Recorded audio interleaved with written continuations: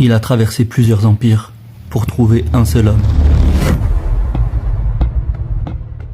Selmen naît en Perse, au sein d'une famille noble, élevée dans le zoroastrisme, le culte du feu. Tout semblait tracé pour lui, mais très jeune, son cœur cherchait autre chose. Un jour, il entend des chrétiens en prière. Ce qu'il voit le touche. Un appel intérieur naît. Contre l'avis de son père, il quitte tout. Sa famille, sa fortune, sa position. Il commence alors un voyage qui va traverser les frontières, les années et les épreuves. Sur sa route, il rencontre un premier moine. Il s'instruit auprès de lui, mais le maître finit par mourir. Avant de rendre l'âme, il l'oriente vers un deuxième guide. Selmen continue son voyage. Le deuxième moine l'accueille, l'enseigne, puis meurt à son tour. Avant de partir, ce maître lui recommande un troisième. Selmen poursuit, le troisième moine devient son ultime enseignant. Avant de mourir lui aussi, il livre une prophétie. Le dernier des prophètes viendra.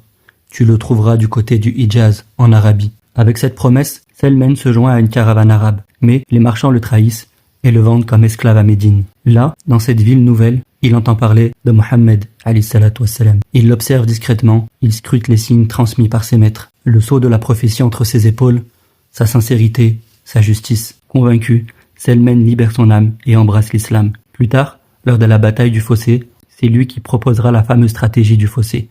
Une tranchée qui sauvera Médine de l'invasion. Après cela, le prophète alayhi salatu wassalam dira « Selmen est de notre maison ». Plus tard, sous le califat de Omar ibn al-Khattab, Selmen deviendra gouverneur en Irak. Pourtant, malgré sa position, il restera humble, modeste, vivant simplement, refusant le faste du pouvoir.